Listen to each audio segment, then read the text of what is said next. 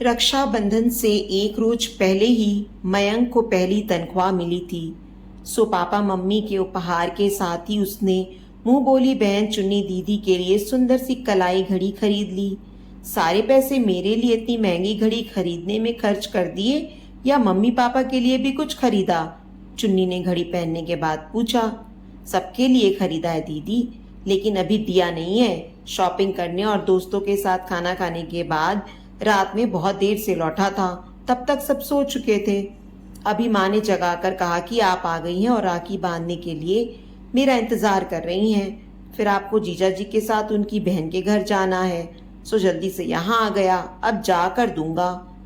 अब तक तो तेरे पापा निकल गए होंगे राखी बंधवाने, चुन्नी की माँ ने कहा। पापा तो कभी कहीं नहीं जाते राखी बंधवाने, तो उनके हाथ में राखी अपने आप से बन जाती है। हमेशा दिन भर तो राखी बांधे रहते हैं, और उन्हीं की राखी देखकर तो तूने भी राखी बंधवाने की इतनी जिद की कि गीता बहन और अशोक जीजू को चुन्नी को तेरी बहन बनाना पड़ा। चुन्नी की मम्मी श्यामा बोली। तो इसमें गलत क्या हुआ श्यामा आंटी? इतनी अच्छी दीदी मिल गई मुझे। अच्छा दीदी, आपको देर हो रही होगी, आप चलो। अगली बार आओ तो जरूर देखना कि मैंने क्या कुछ खरीदा है पहली तनख्वाह से, मयंक ने कहा। मयंक के साथ ही माँ बेटी भी बाहर आ गईं। सामने के घर के बरामदे में खड़े अशोक की कलाई में राखी देखकर श्यामा बोली, देख बंधवा आए ना तेरे पापा राखी। इतनी जल्दी आप कहाँ से राखी बंधवा आए पापा? मयंक ने हैरानी से पूछा। पीछे वाले मंदिर के पुजारी बाबा से, गीता फटाक से बोली। मयंक को लगा कि अशोक ने कृतज्ञता से गीता की ओर देखा। लेकिन पुजारी बाबा से क्यों? मयंक ने पूछा। क्योंकि राखी के दिन अपनी बहन की याद में पुजारी बाबा को ही कुछ दे सकते हैं ना, गीता बोली। तू नाश्ता करेगा कि श्यामा बहन ने खिला दिया? खिला दिया, और आप भी जो चाहो खिला देना, मगर अभी तो देखो मैं क्या लाया हूँ आपके लिए। मयंक लपक कर अपने कमरे में चला गया। लौटा तो उसके हाथ में उपहारों के पैकेट थे। इस इलेक्ट्रिक शेवर ने तो हर महीने शेविंग का सामान खरीदने की आपकी समस्या हल कर दी, अपना हेयर ड्रायर सहेजते हुए गीता बोली। हाँ, लेकिन उससे बड़ी समस्या तो पुजारी बाबा का नाम लेकर तुमने हल कर दी। अशोक की बात सुनकर अपने कमरे में जाता मयंक ठिठक गया। उसने मुड़कर देखा, मम्मी पापा बहुत ही भाव विवल होकर एक दूसरे को देख रहे थे। उसने टोकना ठीक नहीं समझा और चुपचाप अपने कमरे में चला गया। बात समझ में तो नहीं आई थी, पर शीघ्र ही अपने नए खरीदे स्मार्टफोन में व्यस्त होकर वह सब भूल गया। एक रोज कंप्यूटर चेयर टेबल खरीदते हुए शोरूम में बड़े आकर्षक डबल बेड नजर आए। मम्मी पापा के कमरे में थे तो सिरहाने वाले पलंग, मगर दोनों के बीच में छोटी मेज पर टेबल लैंप और पत्रिकाएं वगैरह रखी रहती थीं।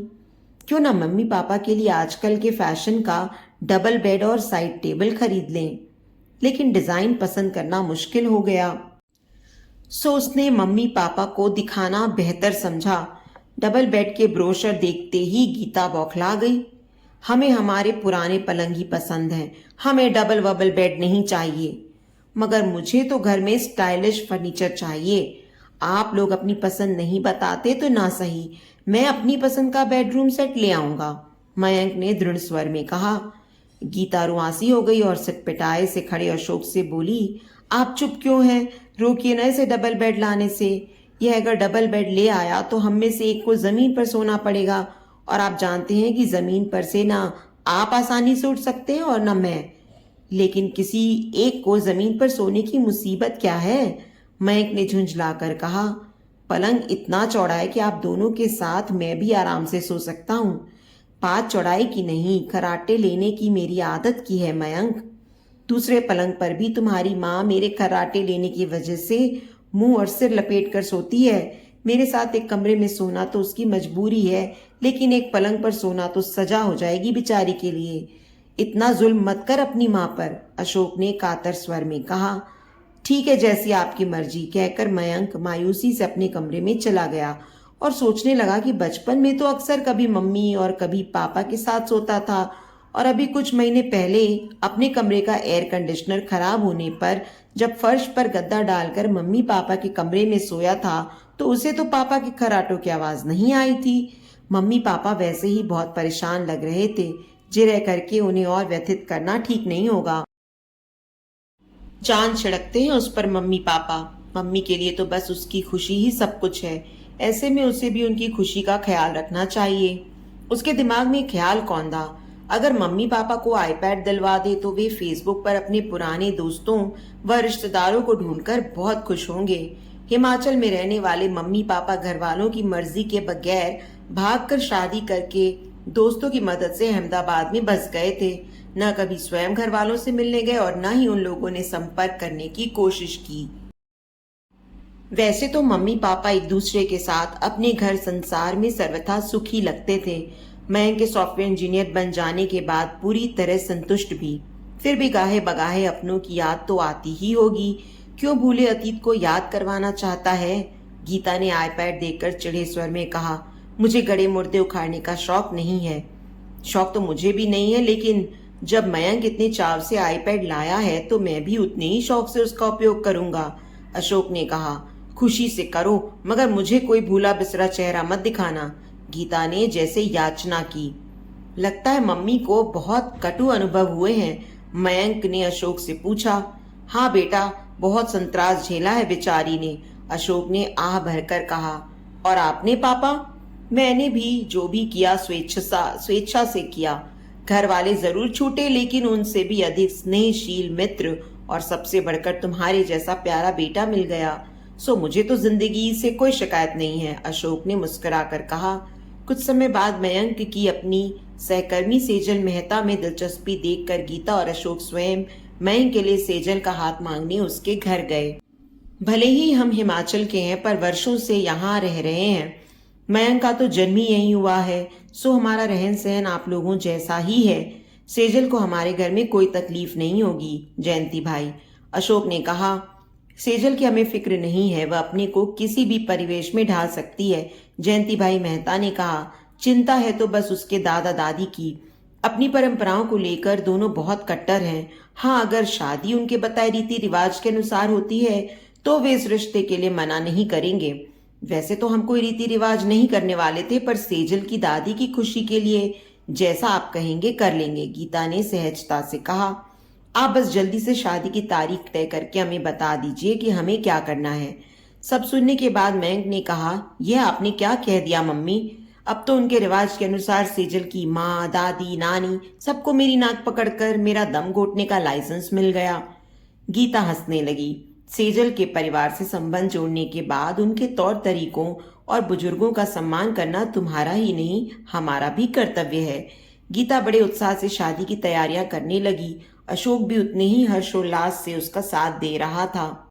शादी से कुछ रोज पहले मेहता दंपति उनके घर आए। शादी से पहले हमारे यहाँ हवन करने का रिवाज है, जिसमें आपका आना अनिवार्य है, जयंती भाई ने कहा। आपको रविवार को जब भी आने में सुविधा हो बता दें, हम उसी समय हवन का आयोजन कर लेंगे। वैसे हवन में अधिक समय नहीं लगेगा, जितना लगेगा लगने दीजिए, और जो समय सेजल की दादी को हवन के लिए उपयुक्त लगता है उसी समय करिए। गीता अशोक के बोलने से पहले ही बोल पड़ी। बा, मेरा मतलब है माँ तो हमेशा हवन ब्रह्म बेला में यानी ब्रेकफास्ट से पहले ही करवाती हैं। जयंती भाई ने जल्दी से पत्नी की बात काटी। कहा, ऐसा जरूरी नहीं है भावना, गोधुली बेला में भी हवन करते हैं। सवाल करने का नहीं, बा के चाहने का है।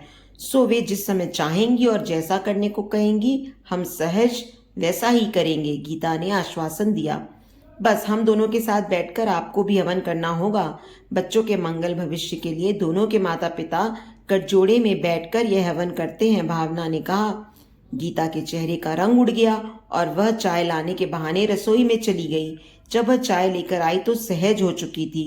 उसने भावना से पूछा कि और कितनी रस्मों में वर के माता पिता को शामिल होना होगा। मेहता दंपति के जाने के बाद गीता ने अशोक को बेडरूम में बुलाया और दरवाजा बंद कर लिया।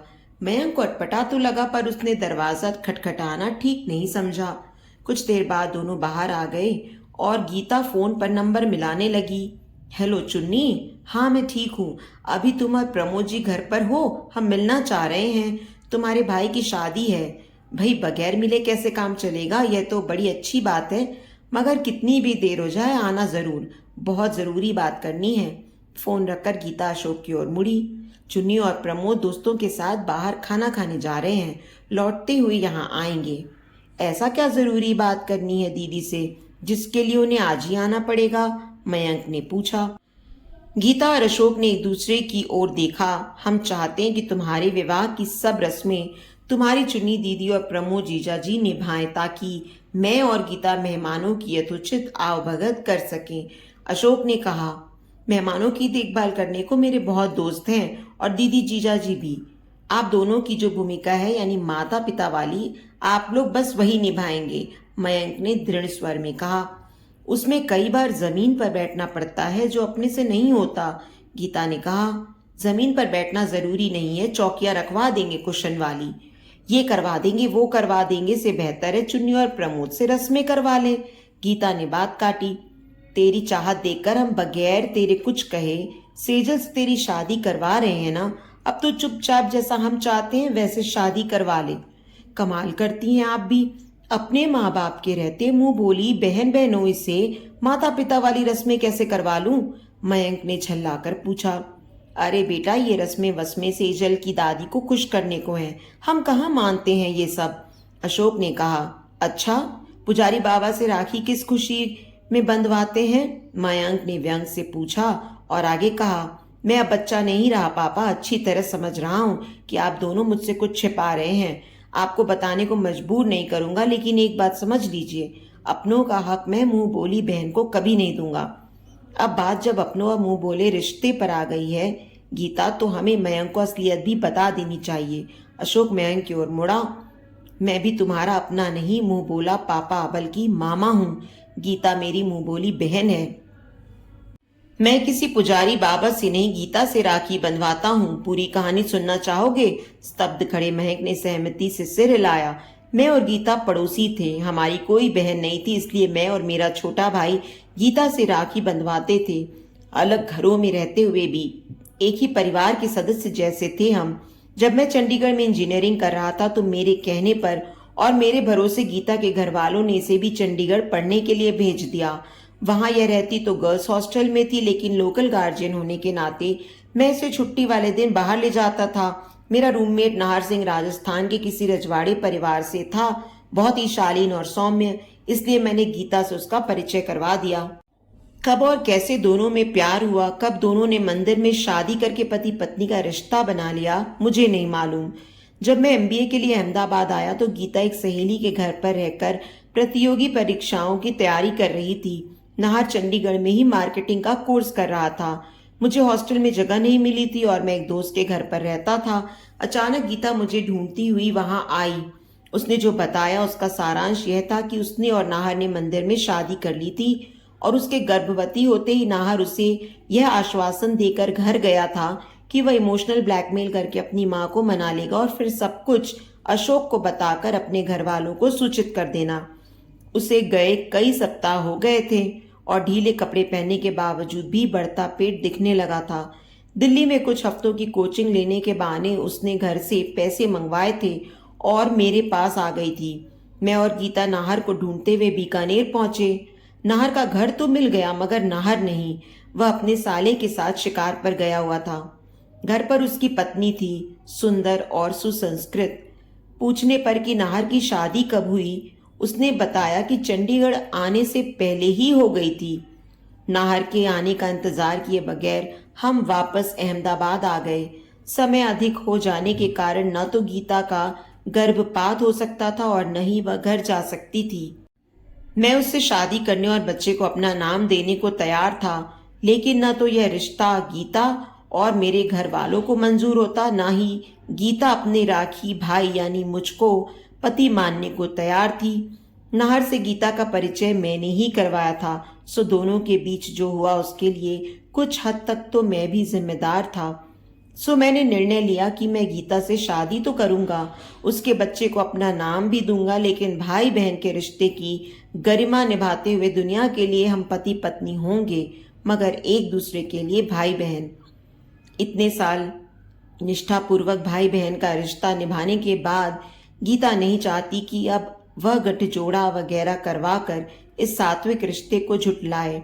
मैं समझता हूँ कि हमें उसकी भावनाओं की कद्र करनी चाहिए। जैसा आप कहें, मयंक ने भर्राए स्वर में कहा। आपने जो किया है पापा, वह अकाल्पनिक है, जो कोई सामान्य व्यक्ति नहीं महापुरुष ही कर सकता है। कुछ देर बाद वह लौटा और बोला, पापा मैं सेजल की दादी से बता कर आता हूँ। हम दोनों अदालत में शादी करेंगे और फिर शानदार रिसेप्शन आप दे सकते हैं। दादी को सेजल ने कैसे बताया, क्या बताया मुझे नहीं मालूम, पर आपकी बात सुनकर वह तुरंत तैयार हो गई। गीता और अशोक ने एक दूसरे को देखा। उनके बेटे ने उनकी इज्जत रख ली। तो दोस्तों, उम्मीद करती हूँ आपको आज की हमारी ये कहानी पसंद आई होगी। कहानी पसंद आई है तो वीडियो को लाइक और शेयर करें। चैनल पर नए हैं तो चैनल को सब्सक्राइब करें और हाँ, नोटिफिकेशन बेल को ज़रूर दबाएं ताकि अगली अपडेट सबसे पहले आपको मिले।